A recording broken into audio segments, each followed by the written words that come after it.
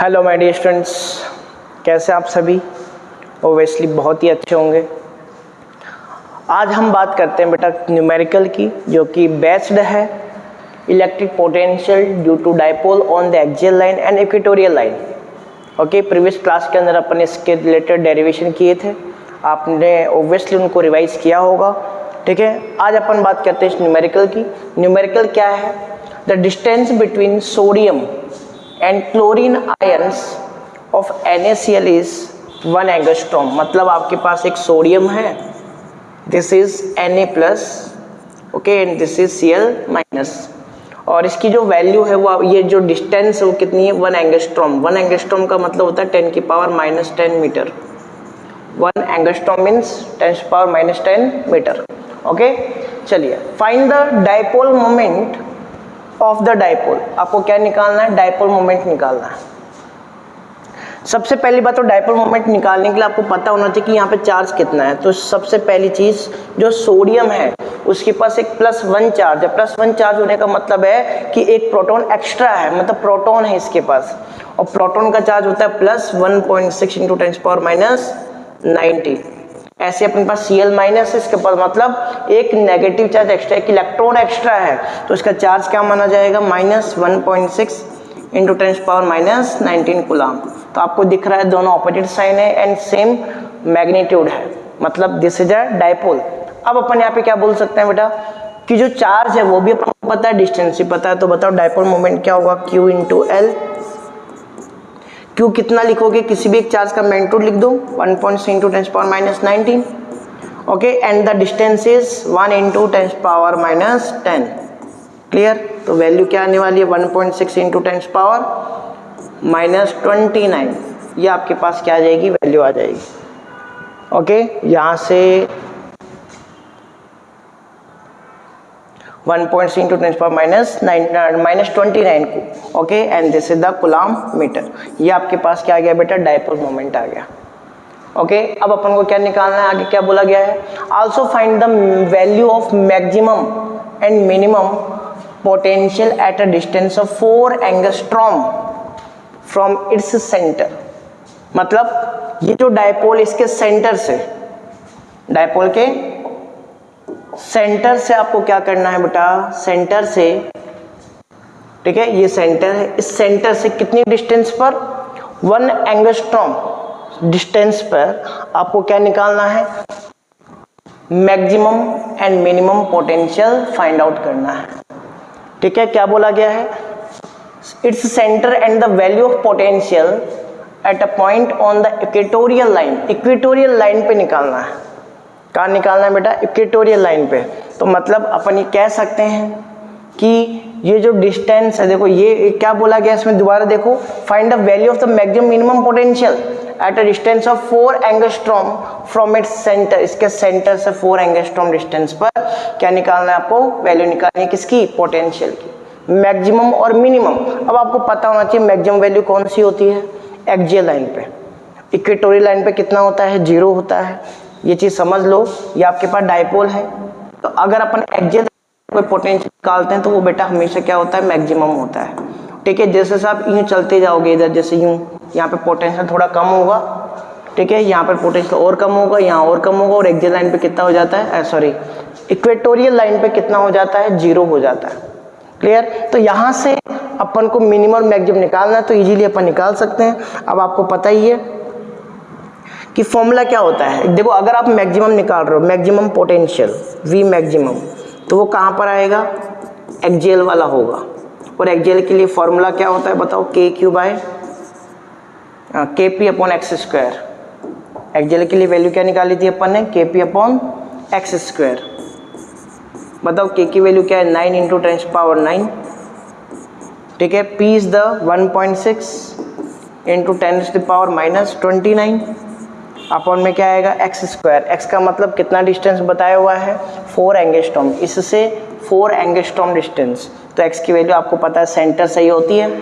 ठीक है, सो यहाँ से आएगा 4 एंगस्ट्रॉम का मतलब आएगा 10⁻⁻10। क्लियर है? इसको अपन को सोल्व करना है। जब आप इसको सोल्व करते हैं तो पहली बात तो यहाँ से आएगा 4 4 जा 16, तो यह आएगा 0.4। कोई प्रॉब्लम?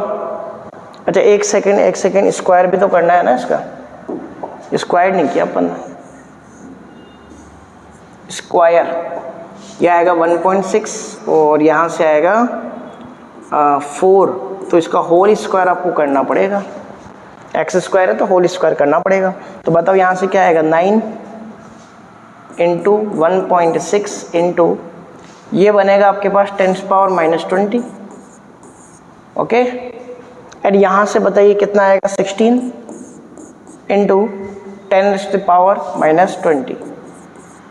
क्लियर, इस पॉइंट को आप यहाँ से हटा दो तो एक जीरो अपन यहाँ पे लगा लेते हैं और ये 16 से 16 कट आएगा और यहाँ से देखो 10⁻⁻20 से 10⁻⁻20 कट, सो क्या कितना आ रहा है देखो 9/10, तो 9/10 का मतलब हो गया 0.9 वोल्ट, ये आपके पास पोटेंशियल हो गया। क्लियर, कर सकते हैं।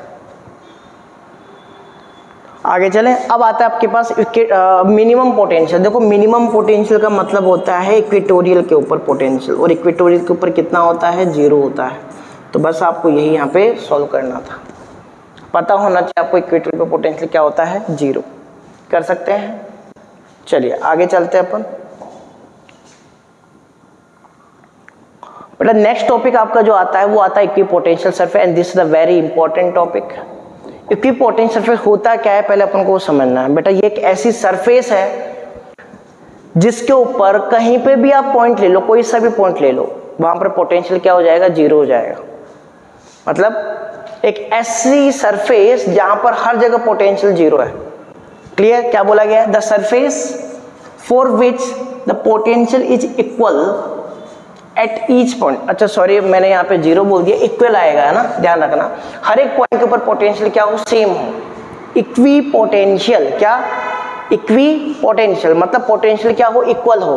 तो अपन क्या बोल रहे हैं, the surface for which the potential is equal at each point of the surface. Her point के ऊपर पोटेंशियल क्या हो, सेम हो, उसी को क्या बोला जाता है बेटा, इक्विपोटेंशियल। याद रखना सेम होना चाहिए, गलती से मैंने यहाँ पे 0 बोला है, आपको ध्यान रखना है पोटेंशियल क्या होना चाहिए बेटा, सेम होना चाहिए। क्लियर, इक्वल होना चाहिए। ठीक है, अब यहाँ से अपन बात कर रहे हैं सबसे पहले equipotential for a point charge. Point charge का मतलब जैसे मान लेते हैं एक पॉजिटिव चार्ज आपने ले लिया, ठीक है, तो यहाँ से इसके लिए इक्विपोटेंशियल सरफेस कैसे बनेगी। तो इमेजिन करो यहाँ पर एक चार्ज है, तो इससे मैं अगर r डिस्टेंस पर कोई पॉइंट लूँ तो पोटेंशियल क्या आएगा KQ/R। हर जगह पे क्या आएगा KQ/R, KQ/R, KQ/R, KQ/R। तो हर जगह पर पोटेंशियल क्या आना चाहिए, सेम आना चाहिए।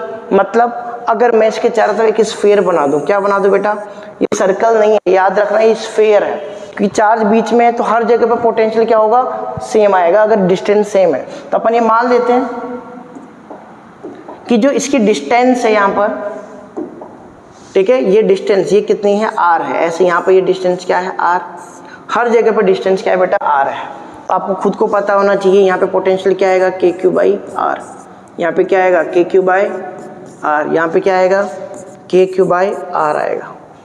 मतलब हर जगह पर पोटेंशियल क्या है बेटा, इक्वल है। समझ आ रही बात, मतलब ये वो सरफेस है जहाँ पर आप कोई सा भी पॉइंट ले लो, यहाँ पे ए पॉइंट ले लो पोटेंशियल क्या आएगा, सेम आएगा KQ/R। यहाँ पर कोई पॉइंट ले लो पोटेंशियल क्या आएगा, सेम आएगा। क्लियर है, ठीक है। आप कितनी भी सरफेस ले सकते हो, जैसे मान लो ये ले लिया आपने, यहाँ पर भी पोटेंशियल क्या आएगा, सेम। अगर ये डिस्टेंस सेम है, मान लेते हैं ये R1 है, मान लेते हैं ये R1 है, मान लेते हैं ये भी R1 है। अगर R1 है तो फॉर्मूला क्या आएगा बताओ, KQ/R1। हर जगह पोटेंशियल क्या आएगा, KQ/R1। मतलब ये हुआ कि अगर अपने पास एक पॉजिटिव चार्ज है या कोई से भी एक पॉइंट चार्ज है, तो उसके लिए कोसेंट्रिक स्फीयर जो होते हैं, कोसेंट्रिक स्फीयर, वहां पर हमेशा क्या होगा, पोटेंशियल सेम होगा। और पोटेंशियल अगर सेम है तो उसी को अपन क्या बोलेंगे, इक्विपोटेंशियल सरफेस। ये क्या हो गई, इक्विपोटेंशियल सरफेस। बोलो बात समझ में आई कि नहीं आई। इक्विपोटेंशियल सरफेस स्फीयर है ये, this is not a circle. ऐसे यहाँ पर अगर आप बात करो इस जगह पे, इस जगह पर हर जगह पोटेंशियल क्या रहेगा, सेम रहेगा। किसके कारण, इस चार्ज के कारण। तो ये भी क्या है, इक्विपोटेंशियल सरफेस। तो याद रखना कोई भी अगर अपने पास पॉइंट चार्ज है तो उसके लिए इक्विपोटेंशियल सरफेस कौन सा होता है, कोसेंट्रिक। कोसेंट्रिक का मतलब सेम हो। कोसेंट्रिक स्फीयर, ये आपके एमसीक्यू में भी आ सकता है, फिल इन द ब्लैंक्स में भी आ सकता है, ठीक है, बोलो ध्यान में रहेगा। लेकिन अगर मैं आपको बोलूं, देखो इस पॉइंट के ऊपर पोटेंशियल सेम है, इस पॉइंट के ऊपर पोटेंशियल सेम है, बट अगर आपको मैं बोलूं क्या इस सरफेस और इस सरफेस से पोटेंशियल सेम है, तो आप बोलोगे नहीं है। क्यों नहीं है, क्यों नहीं है बताओ। देखो यहाँ पे अगर मैं बोल रहा हूँ, जैसे एक पॉइंट ये हो गया ए वाला, है ना, और एक पॉइंट आप ले रहे हो यहाँ पर ये वाला, जैसे मान लो कोई भी पी पॉइंट है अपने पास, क्लियर, तो आपको पता डिस्टेंस कम है, तो जहाँ पर डिस्टेंस कम होती है पोटेंशियल क्या होता है, ज़्यादा होता है, वी ए ज़्यादा होगा, और यहाँ पे वी पी क्या होगा बेटा, कम होगा। क्यों, क्योंकि डिस्टेंस बढ़ने पर पोटेंशियल डिक्रीज होता है। फॉर्मूला क्या पढ़ा था अपन ने, के क्यू बाई आर। तो अगर आर की वैल्यू ज़्यादा होगी तो पोटेंशियल की वैल्यू क्या होगी बेटा, कम होगी। क्लियर है, ठीक है, तो इसका मतलब यहाँ पर पोटेंशियल ज़्यादा होगा, यहाँ पर कम होगा। ये वाली बात समझ में आ गई आपको। अब मैं यहाँ से एक कॉन्सेप्ट आपको बता रहा हूँ, ध्यान से समझना। अपन ये चीज़ जानते हैं कि अगर मैं इलेक्ट्रिक फील्ड ड्रॉ करूँ इस पॉजिटिव चार्ज के लिए, तो किधर होगी वो, रेडियली आउटवर्ड। किधर होगी बेटा, रेडियली आउटवर्ड, जैसे कि यूँ, जैसे कि यूँ होगी कि नहीं होगी। किसकी बात कर रहे हैं अपन, इलेक्ट्रिक फील्ड की। This is electric field, clear है। तो यहाँ से आपको पता है ये वाला जो पॉइंट है ए, और ये वाला पॉइंट क्या है पी, तो यहाँ पर पोटेंशियल वी ए की वैल्यू ज़्यादा है, और यहाँ पे वी बी की वैल्यू क्या है बेटा, कम है। वी बी की वैल्यू क्या है, कम। मतलब मैं ये कह सकता हूँ V A is greater than V B. क्यों, क्योंकि यहाँ पे डिस्टेंस कम है तो पोटेंशियल ज़्यादा होगा, या डिस्टेंस ज़्यादा है तो पोटेंशियल क्या होगा, कम होगा। तो एक चीज़ समझ में आ रही है, in the direction of electric field, ये चीज़ अच्छे से समझ लो, in the direction of electric field potential decreases. अच्छे से अपने दिमाग में बिठा लो, आगे इसको प्रूव भी करेंगे अपन। क्या बोला गया है, in the direction of electric field potential decreases, मतलब इलेक्ट्रिक फील्ड के डायरेक्शन में हमेशा पोटेंशियल क्या होगा, डिक्रीज। आप खुद सोचो, आप ई को आगे लेके जाओ, अगर आप ई इधर लेके जा रहे हो, डायरेक्शन इधर है ना इलेक्ट्रिक फील्ड की, और जैसे से आप इधर जाओगे तो डिस्टेंस बढ़ेगी, डिस्टेंस बढ़ेगी तो पोटेंशियल क्या होगा, डिक्रीज होगा। क्लियर है, पहली बात तो ये हो गई। ओके, सेकंड पॉइंट यहाँ पे क्या होता है कि ये जो इक्विपोटेंशियल सरफेस है उसके ऊपर ये जो इलेक्ट्रिक फील्ड अपन बना रहे हैं ये हमेशा कितनी होगी, 90 डिग्री पर होगी। देखो आप कहीं पर भी देख लो, आप हमेशा ये क्या होगी, 90 डिग्री। दिस इज 90 डिग्री, मतलब electric field is always perpendicular to the equipotential surface, equipotential surface. Clear है, ठीक है। तो ये कॉन्सेप्ट है। तो सबसे पहले तो यहाँ पे क्वेश्चन आता है कि भी पॉइंट चार्ज के लिए इक्विपोटेंशियल सरफेस ड्रॉ करो, तो कैसे ड्रॉ करोगे, एक सिंपल सा चार्ज लोगे, उसके चारों तरफ क्या बना दो, स्फीयर बना दो। तो वही क्या है अपने पास, equipotential surface for a point charge. Clear, आगे चलिए अब आता है स्टूडेंट्स अपने पास next, equipotential surface for infinite linear charge. Equipotential for infinite linear charge, जैसे कि मान लो एक चार्ज अपने पास वायर है, ठीक है, इनफाइनाइट तक है ये,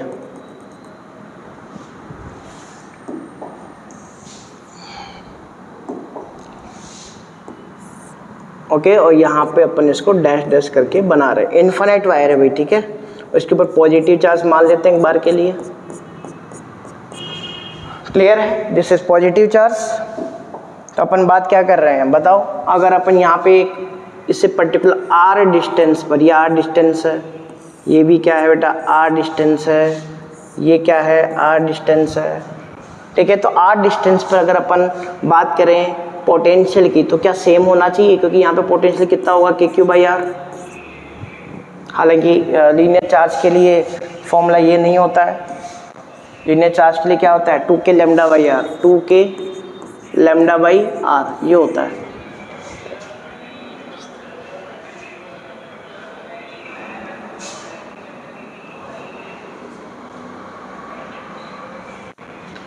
हाँ जी, तो यहाँ पे अपने पास कितना होगा, 2k लैम्डा बाई आर। ऐसे यहाँ पर 2k लैम्डा बाई आर, ठीक है। ऐसे यहाँ पे कितना होगा बताओ, 2k लैम्डा बाई आर, है कि नहीं। तो यहाँ पे ये पोटेंशियल है जो कि सेम रहेगा, कब, अगर डिस्टेंस क्या रहेगी, सेम रहेगी।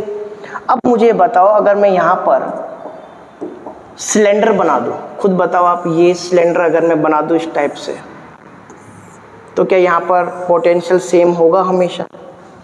जैसे ये वायर है, इसके ये r डिस्टेंस पोटेंशियल सेम होगा, यहाँ से r डिस्टेंस पोटेंशियल सेम, यहाँ से r डिस्टेंस पोटेंशियल सेम, यहाँ से r डिस्टेंस, तो एक सिलेंडर बनेगा कि नहीं बनेगा इसके चारों तरफ। वहाँ पर पोटेंशियल हमेशा क्या आने वाला है, सेम आने वाला है। मतलब ये हुआ कि अगर मैं किसी इन्फिनिट लीनियर चार्ज के लिए बारे में बात करता हूँ तो कोसेंट्रिक, ध्यान से समझना क्या बोल रहा हूँ मैं, कोसेंट्रिक सिलेंडर, कोसेंट्रिक सिलेंडर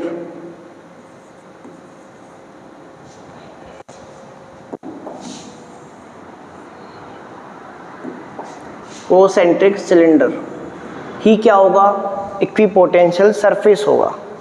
ठीक है, आप कितने भी इसमें सिलेंडर बना सकते हो, जैसे कि मान लो ये वायर है, ठीक है, तो यहाँ पे आप एक ये सिलेंडर बना रहे हो, ये एक इक्विपोटेंशियल सरफेस हो गया। ठीक है, फिर ये अपने पास हो गया एक इक्विपोटेंशियल सरफेस। क्लियर है बात? मतलब जितने भी कोसेंट्रिक सिलेंडर्स होंगे वो सब क्या होंगे, इक्विपोटेंशियल सरफेस होंगे। कर सकते हैं अपन। ठीक है, तो ये याद रखना, कोसेंट्रिक सिलेंडर इसके क्या होते हैं, इक्विपोटेंशियल सरफेस होती है। क्लियर? अब बात ये आती है, ये तो लीनियर के लिए था, मान लो अगर लीनियर नहीं होता तो फाइनाइट चार्ज होता, फाइनाइट वायर होता, फाइनाइट मतलब जिसकी लेंथ आपको पता हो, दिस इज पॉजिटिव पॉजिटिव, ये पॉजिटिव है, ये पॉजिटिव है, ये है कि नहीं। तो यहाँ से वही बात आती है कि इक्वल डिस्टेंस पे, जैसे यहाँ से इक्वल डिस्टेंस r पे, यहाँ से भी इक्वल। अब देखो ये वायर फाइनाइट है, मतलब इसका एंड पॉइंट पता है, इसमें तो एंड पॉइंट पता ही नहीं है अपन को, तो सिलेंडर इनफाइनाइट तक चलता जाएगा, लेकिन यहाँ पे पता है। तो यहाँ पे अगर आप ये बोल रहे हो कि ये आपके पास इक्विपोटेंट सरफेस आएगा तो ये रॉन्ग है। क्यों? क्योंकि इसके कारण यहाँ पर भी तो आपको इक्वल डिस्टेंस लेनी पड़ेगी r, तो ये कुछ इस टाइप से बनेगा। ठीक है, जैसे अगर ये r है तो यहाँ पे ये भी कितना होगा बेटा, r होगा। तो ये अपने पास क्या माना जाएगा, equipotential surface for a finite wire. ठीक है, इस बात का आपको ध्यान रखना है। क्लियर है? अब अपन बात किसकी करने वाले हैं, equipotential surface for uniform electric field और शीट। चलिए, क्या बोला गया है, equipotential surface for uniform electric field and sheet. जैसे मान लेते हैं कि एक शीट है, this is the charged sheet, ये आपके पास पॉजिटिव है। ठीक है, तो इससे इलेक्ट्रिक फील्ड कैसे निकलेगी, यूं निकलेंगी इधर आगे, these are the electric field lines. ठीक है, अब इसके लिए इक्विपोटेंशियल सरफेस कौन सी बनेगी वो आपको समझना है। तो बेटा आपको पता ही है, इससे इक्वल डिस्टेंस पे कोई भी एक शीट ले लो। जैसे कि मान लो एग्जांपल अपन लेते हैं कि ये अपने पास क्या है, जैसे ये अपने पास एक शीट है, this is the positive charge sheet, तो इससे इलेक्ट्रिक फील्ड लाइंस निकलेंगी। तो अगर आप इससे इक्वल डिस्टेंस पे क्या करोगे, इक्वल डिस्टेंस पर एक प्लेन ले लोगे, इक्वल डिस्टेंस पे क्या ले लोगे बेटा, एक प्लेन ले लोगे, तो क्या ये इक्विपोटेंशियल सरफेस मानी जाएगी। चाहे आप इसको यहाँ ले लो, चाहे यहाँ ले लो, चाहे यहाँ ले लो, डिस्टेंस इक्वल होनी चाहिए। क्लियर है बात? तो मतलब ये हुआ कि अगर मैं यहाँ पे कोई एक प्लेन एज्यूम करूं कि सपोज करो ये एक प्लेन है जो कि इससे इक्वल डिस्टेंस पर है, तो यही क्या होगा, इक्विपोटेंशियल सरफेस। जैसे कि मान लो मैं यहाँ की बात करूं, ये भी क्या हो गया इसके लिए इक्विपोटेंशियल सरफेस। क्यों? क्योंकि इस शीट से ये डिस्टेंस क्या होगी, इक्वल होगी, तो पोटेंशियल इक्वल होगा। ऐसे ही अगर मैं बात करूं, ये भी क्या है, इक्विपोटेंशियल सरफेस है, किसके लिए, शीट के लिए। तीनों ही क्या है, इक्विपोटेंशियल सरफेस है, बात ध्यान रखना। ठीक है, और यहाँ से वही खास बात क्या है कि इलेक्ट्रिक फील्ड और इक्विपोटेंशियल सरफेस देखो परपेंडिकुलर है। क्या है बेटा, परपेंडिकुलर। देखो यहाँ से अगर आप इलेक्ट्रिक फील्ड की बात करो, ये इस तरीके से है, ये शीट कैसे ही है, तो इलेक्ट्रिक फील्ड इधर जा रही है और शीट इस तरीके से, तो कितने डिग्री का एंगल बनेगा इसमें, 90 डिग्री का बनेगा। तो electric field and equipotential surface both are always perpendicular to each other. आगे की बात करते हैं, equipotential surface for a dipole. अब डाइपोल के लिए इक्विपोटेंशियल सरफेस कैसे बनता है वो ध्यान से देखो। देखो अपन ने कहा, हम मान लेते हैं कि एक पॉजिटिव चार्ज है, ठीक है, और एक क्या है अपने पास, नेगेटिव चार्ज है। क्लियर? सबसे पहले मैं इलेक्ट्रिक फील्ड लाइंस बना रहा हूँ। क्या बना रहा हूँ बेटा, इलेक्ट्रिक, ताकि आपको प्रॉपर्ली समझ में आए। ठीक है, इलेक्ट्रिक फील्ड लाइन कैसे बनेगी आप खुद बताओ, इसके अंदर है कैसे बनेगी, फ्रॉम पॉजिटिव टू नेगेटिव, इस तरीके से।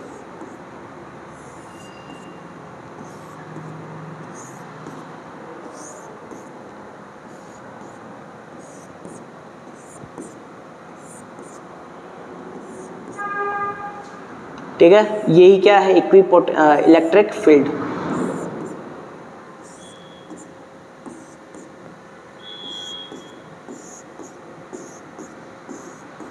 ठीक है, दिस इज इलेक्ट्रिक फील्ड। आपको पता है ये पॉजिटिव और ये नेगेटिव, तो इलेक्ट्रिक फील्ड की डायरेक्शन इस तरफ होगी।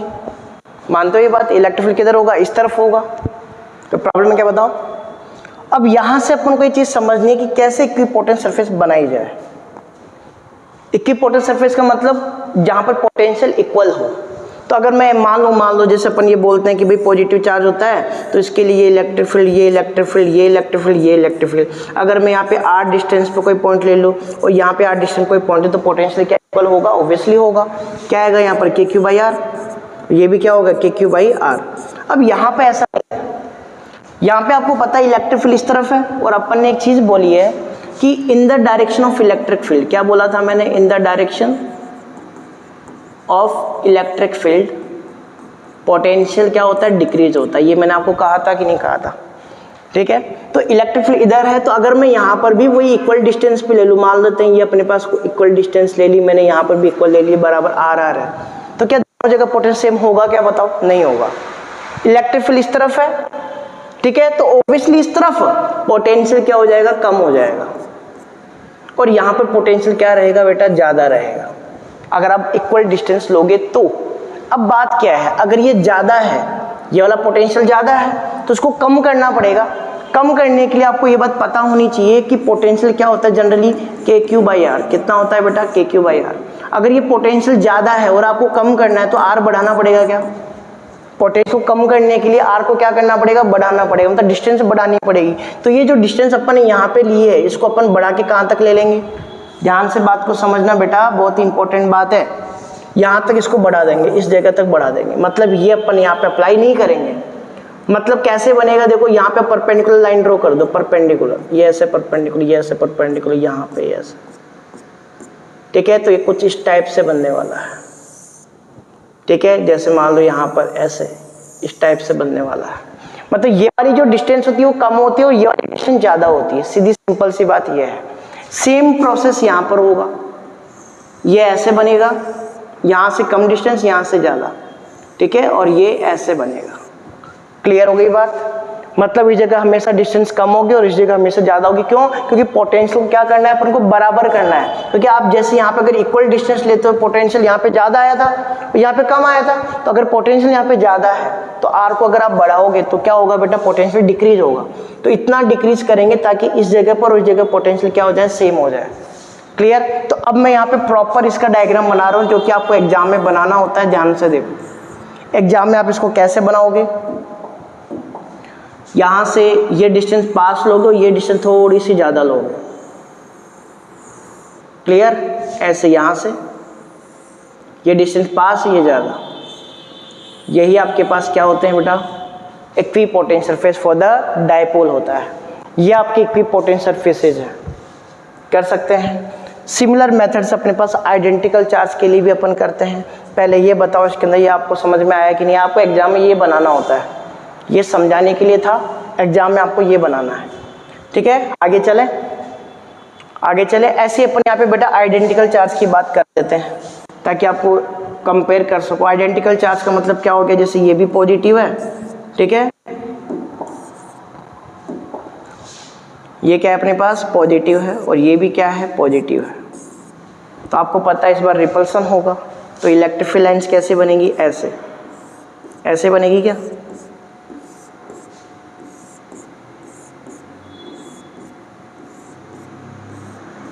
क्लियर, ऐसे।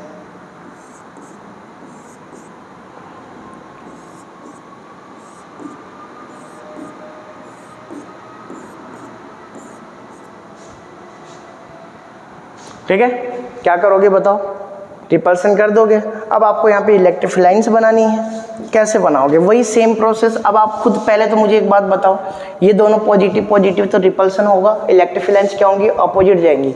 इसके लिए इधर जाएगी, इसके लिए इधर जाएगी, जाएगी कि नहीं जाएगी बताओ? तो इलेक्ट्रिक फील्ड अगर इधर जा रही है तो अगर मैं बराबर डिस्टेंस ले लूँ यहाँ पर और यहाँ पर, ठीक है, अगर मैं क्या ले लूँ, इक्वल डिस्टेंस यहाँ पे लेता हूँ, तो उस कंडीशन में क्या होने वाला है? पोटेंशियल क्या रहने वाला है? सेम रहने वाला है। अगर पोटेंशियल बेटा सेम रहेगा तो उस कंडीशन में अपन क्या करेंगे? अगर अपन यहाँ पर डिस्टेंस सेम लेते हैं तो बेटा होगा क्या? यहाँ पर आपको पता है इलेक्ट्रिक फील्ड किधर है? इस तरफ है। तो इन the direction of electric field potential क्या होता है? डिक्रीज। मतलब यहाँ पर पोटेंशियल होगा एस और यहाँ पर पोटेंशियल क्या होगा बेटा? ज़्यादा होगा। समझ आ रही है बात? अगर इस जगह पोटेंशियल ज़्यादा है तो आपको क्या करना पड़ेगा? कम, क्योंकि आपको तो इक्वल बनाना है। तो पोटेंशियल कम करने के लिए डिस्टेंस को बढ़ाना पड़ेगा। मतलब ये जो डिस्टेंस आपने यहाँ पर ली है उसको कहाँ पर लेना पड़ेगा? आपको इस जगह पर लेना पड़ेगा। क्लियर है? मतलब कैसे चलेगा ये देखो ध्यान से, कैसे अपन ले रहे हैं, ये यहाँ से ये यूं परपेंडिकुलर, ठीक है, तरीके से यहाँ पे ये, मतलब पास सर्कल बनेंगे इस टाइप से। यहाँ पर डिस्टेंस कम और यहाँ पे ज़्यादा होगी। ऐसे यहाँ पर देखो सेम प्रोसेस, यहाँ पर डिस्टेंस कम, यहाँ पे ज़्यादा होगी, है कि नहीं? और जब आप आगे जाओगे तो यहाँ पे देखो ये इस तरीके से चलेगा।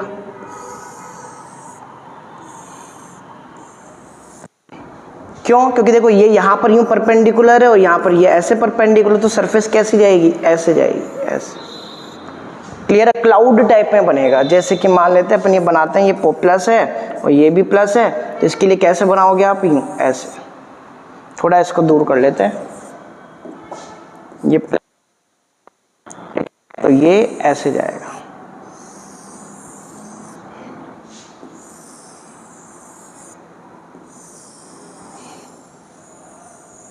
This is the equipotential surface for identical charges. ठीक है, समझ आ रहा है ये ऐसे क्यों बना? क्योंकि देखो अपन जानते हैं इलेक्ट्रिक फील्ड और सरफेस हमेशा परपेंडिकुलर होनी चाहिए, तो परपेंडिकुलर होगी, इसके लिए ऐसे जाएगा और ये ऐसे जाएगा, तो ये ऑटोमेटिक इस तरीके से बन जाएगा। ये आपके पास आइडेंटिकल सरफेस के लिए क्या होगा? इक्विपोटेंशियल सरफेस बना सकते हैं। आगे चलें, चलिए। अब बेटा अपने पास है properties of equipotential surfaces. Property very very important, आपके एग्जाम में क्वेश्चन पूछा जाता है। प्रॉपर्टी को अपन कैसे समझे? सबसे पहली property, the work done to move a point charge from one point to another point is always zero on the equipotential surface. कि जैसे मान लो ये अपने का एक चार्ज है, ठीक है, इसके चारों तरफ ये इक्विपोटेंशियल सरफेस है। अगर कोई एक दूसरा चार्ज है, मान लेते हैं Q2 चार्ज, इस चार्ज को यहाँ पे यहाँ से यहाँ पर शिफ्ट करना है आपको, A पॉइंट से B पॉइंट की तरफ। ओके, तो यहाँ से इधर शिफ्ट करने के लिए यहाँ पे जो वर्क डन इसको करना पड़ेगा ना होगा। आप खुद बताओ, दोनों जगह पर पोटेंशियल क्या है? सेम। मतलब मैं ये कह सकता हूँ VA इक्वल है किसके? VB के। मतलब पोटेंशियल डिफरेंस कितना हो गया बेटा? 0 हो गया। अगर पोटेंशियल डिफरेंस 0 है तो आप वर्क डन कैसे निकालते हैं? वर्क डन का फॉर्मूला होता है पोटेंशियल डिफरेंस इनटू चार्ज। जिस चार्ज को आप शिफ्ट कर रहे हो, शिफ्ट कौन सा चार्ज हो रहा है? Q2। आपको पता है पोटेंशियल डिफरेंस 0 है, तो आपके पास वर्क डन भी कितना आएगा? 0 आएगा।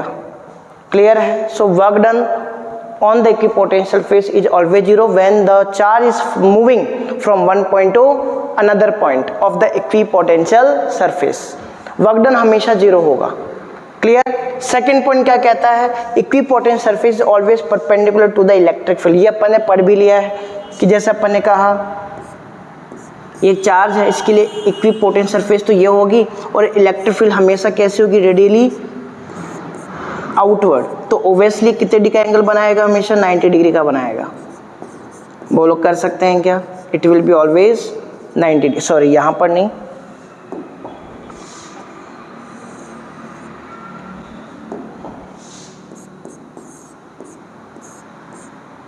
ठीक है, ये सरफेस है तो सरफेस पे बनाएगा 90 डिग्री, ये 90 डिग्री का है।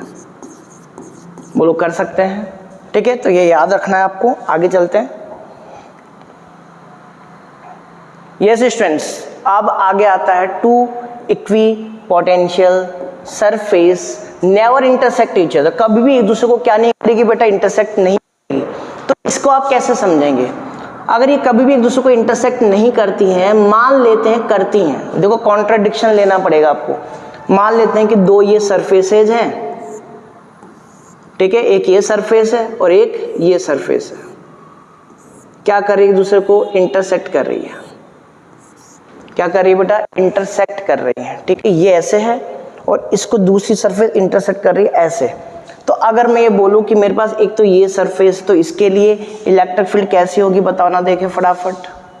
इस सरफेस के लिए इलेक्ट्रिक फील्ड कैसी होगी? इस तरफ होगी, परपेंडिकुलर टू द सरफेस, होगी कि नहीं होगी बताओ भाई। ये एक अपने पास एक सरफेस है, तो इसके लिए इलेक्ट्रिक फील्ड, ये भाई कोई भी चार्ज सरफेस है, ये बात मान के चलनी है। जैसे ये पॉजिटिव कोई एक चार्ज सरफेस है, तो इसके लिए इलेक्ट्रिक फील्ड कैसी होगी बताओ? यूं होगी, है कि नहीं? या फिर आप ऐसे इसको समझ लो, देखो इस तरीके से कर सकते हैं अपन इसको, कि मान लेते हैं इसको, आप ऐसे समझ लो, ये एक सरफेस है, इक्विपोटेंशियल सरफेस, तो इसके लिए अपने पास इलेक्ट्रिक फील्ड कैसी होगी? इसके परपेंडिकुलर, क्योंकि अपन पढ़ा हुआ है कि इक्विपोटेंशियल सरफेस हमेशा इलेक्ट्रिक फील्ड की क्या होती है? परपेंडिकुलर होती है। तो ये एक सरफेस है जो कि इक्विपोटेंशियल मानी है अपन ने, तो इलेक्ट्रिक फील्ड कैसी होगी बताओ? इस तरफ होगी। मानते हो कि नहीं मानते? इसमें कोई प्रॉब्लम? ऐसे ही मैं यहाँ पे क्या बोल रहा हूँ कि मेरे पास एक दूसरी इक्विपोटेंशियल सरफेस जो कि ऐसे है,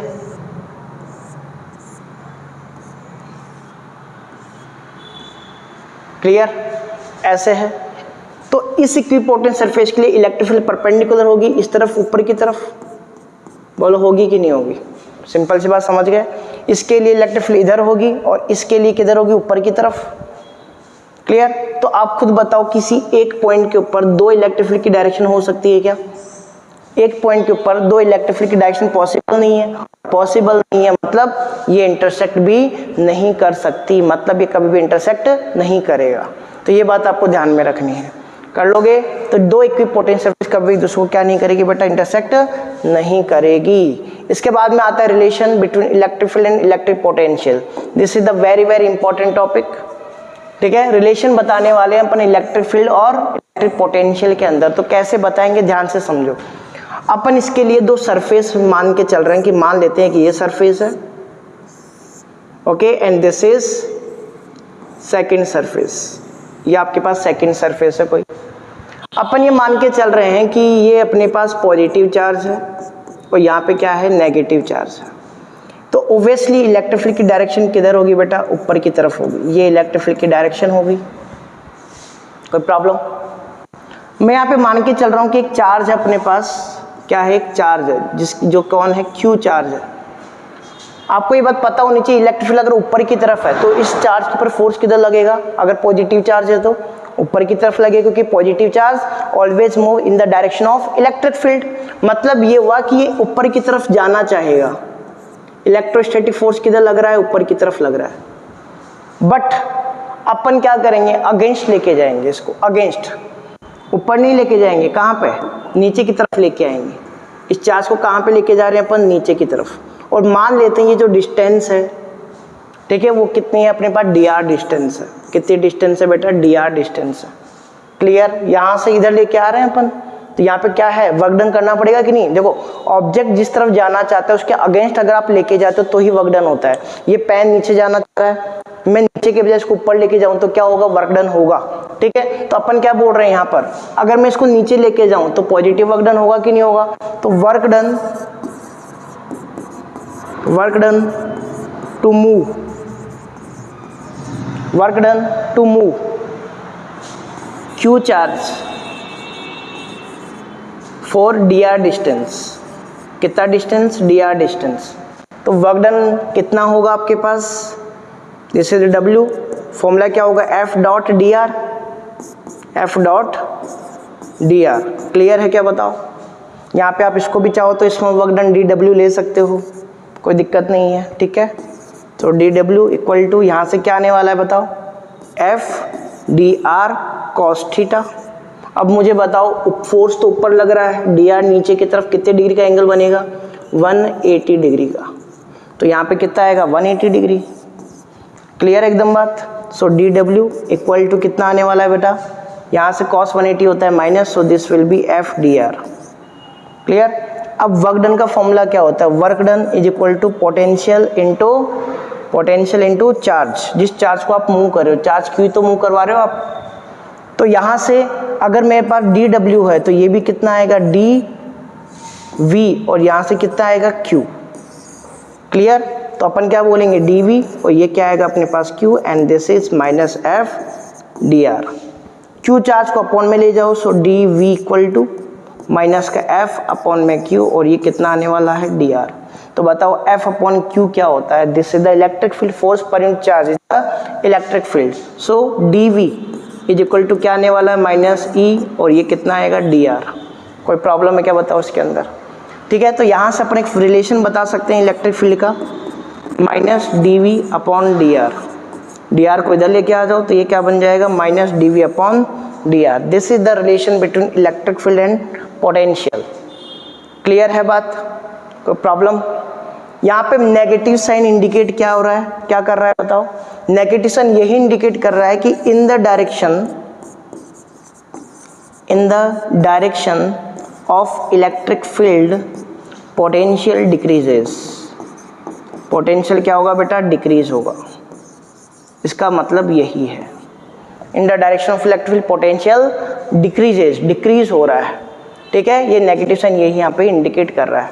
इसी को अपन बोलते हैं बेटा पोटेंशियल ग्रेडियंट। क्या बोलते हैं, पोटेंशियल ग्रेडियंट। ग्रेडियंट का क्या मतलब हुआ, पोटेंशियल ग्रेडियंट का क्या मतलब हुआ, इसका मतलब ये होता है change in potential, change in potential bye per unit distance या डिस्प्लेसमेंट। ठीक है, डिस्प्लेसमेंट। क्लियर है बात। मतलब जैसे अब खुद बताओ आप, जैसे मैं अगर ये बोलूँ कि मेरे पास यहाँ पे V है, अब ये जो अपने पास पोटेंशियल डिफरेंस आया ये कहाँ से आया, ये क्या चीज़ है, potential difference into charge. Charge तो अपन को पता है क्यों है, पोटेंशियल डिफरेंस क्या है। यहाँ पे अपन के चरण की मान लेते हैं, यहाँ पे पोटेंशियल V था, पोटेंशियल क्या था, V था इस सरफेस के ऊपर। अब आपको पता है इलेक्ट्रिक फील्ड ऊपर की तरफ है, और अपन ये चीज़ जानते हैं इन the direction of electric field potential क्या होता है, डिक्रीज होता है। क्या होता है बेटा, डिक्रीज। मतलब यहाँ पे पोटेंशियल कुछ कम हो जाएगा ऊपर की तरफ, तो अपन क्या बोलेंगे V माइनस डी वी। क्या बोल देंगे इसको अपन, V माइनस डी वी। कुछ कम हो गया ना, इतना कम हो गया है कि नहीं। तो अपन ये जो डिफरेंस आ रहा है वो कितना है, इन दोनों के अंदर डिफरेंस कितना आ रहा है, ये dv का डिफरेंस ही तो आ रहा है। कितना कम हुआ, ये dv कम हो गया, तो ये वही dv है, चेंज इन पोटेंशियल। और आपको ये बात पता ही है, जैसे सब ऊपर जाएंगे, मान लो थोड़ा सा ऊपर जाओगे तो पोटेंशियल डिक्रीज होगा, क्योंकि इलेक्ट्रिक फील्ड की डायरेक्शन पोटेंशियल क्या होता है, डिक्रीज। थोड़ा और ऊपर जाओगे, थोड़ा और ऊपर, तो पोटेंशियल और कम होगा। मतलब किसी पर यूनिट डिस्टेंस में कितना पोटेंशियल चेंज हो रहा है, उसी को बोला जाता है पोटेंशियल ग्रेडियंट। तो पोटेंशियल ग्रेडियंट क्या हो गया आपके पास, dv upon dr। This is called potential gradient. क्या बोलते हैं इसको अपन, पोटेंशियल ग्रेडियंट बोलेंगे। This is the potential gradient. Clear है बात कि डिस्टेंस के रेस्पेक्ट में कितना पोटेंशियल चेंज हो रहा है। ओके, तो ये बात आपको ध्यान में रखनी है। ओके, और ये आपके पास क्या हो गया बेटा, रिलेशन। ये बहुत काम आने वाला है आगे। ठीक है, कैसे कैसे काम में लेंगे, कैपेसिटर में इसको कैसे काम में लिया जाएगा, कुछ आगे के टॉपिक्स आएंगे उसमें कैसे काम में लिया जाएगा, वो अपन सीखेंगे धीरे धीरे। ओके, तो ये अपना डेरिवेशन है, आपको इसको करना है। आगे चलें, चलिए। ठीक है, नेगेटिव साइन के बारे में मैंने आपको बता दिया। पोटेंशियल ग्रेडियंट भी अपन पढ़ चुके हैं, एक न्यूमेरिकल है, इस न्यूमेरिकल को देख लो। ओके, चलिए। तो बोला गया पोटेंशियल डिफरेंस आपको इफ इज 5 × 10⁸। ठीक है, मतलब यहाँ पे इसको इस तरीके से देखो, ये पॉजिटिव चार्ज है, okay, and this is negative charge. Electric field की डायरेक्शन इधर है, और ये वैल्यू कितनी है, दिस इज 5 × 10⁸ न्यूटन पर कूलम, ये आपको गिवन है। ओके, इसके अलावा इन दोनों के बीच का गैप आपको गिवन है सेंटीमीटर के अंदर। क्लियर। तो बेटा इसको अपन पोटेंशियल डिफरेंस कैसे निकालें, पोटेंशियल डिफरेंस कैसे निकाला जाए, अपन को इसके लिए एक फॉर्मूला पता है, E equal to minus dV upon dr, पता है क्या? पता है ना? तो देखो यहाँ पे अपन को देखो पोटेंशियल डिफरेंस निकालना है तो मैग्नीट्यूड की फॉर्म में अपन ले सकते हैं, ठीक है। इसको जरूरी नहीं कि आप माइनस साइन लगाओ, E equal to dV upon dr, clear. इसको इधर ले जाओ, सो dV आपको निकालना है potential difference, so E into dr। देखो एक चीज़ और है, एक चीज़ और समझो कि यहाँ पे अगर अपन बोल रहे हैं dV तो इसको आप डेल V भी बोल सकते हो, चेंज इन, देखो ये small distance small change in potential होता है और ये लार्ज चेंज इन पोटेंशियल होता है। अगर ज़्यादा पोटेंशियल में चेंज हो रहा है तो डेल V काम में लेते हैं अपन, ठीक है। ऐसे यहाँ पे क्या आ जाएगा, डेल R, कोई प्रॉब्लम, ठीक है। सो डेल V आपको निकालना है। इलेक्ट्रिक फील्ड आपको गिवन है 5 इंटू 10⁸ ओके। डेल आर का मतलब दोनों के बीच में गैप कितना है, this is the del r distance, okay. तो अपन क्या बोल रहे हैं, कितना आएगा बताओ, 10 सेंटीमीटर, सेंटीमीटर को मीटर में चेंज करोगे तो -2, कोई प्रॉब्लम? क्या करोगे, दिस इज द 5, ये अपने पास 9 और यहाँ पे आएगा 10⁷ आ जाएगा, 5 इंटू 10⁷, ओके। पोटेंशियल फॉर्मूला हो जाएगा, यूनिट हो जाएगी वोल्ट। ये आपके पास क्या हो गया, इसका आंसर हो गया। कर सकते हैं, बताओ। तो सिंपल सा ये टॉपिक था, चलिए ठीक है। तो यहाँ पे ये अपना आज का लेक्चर था।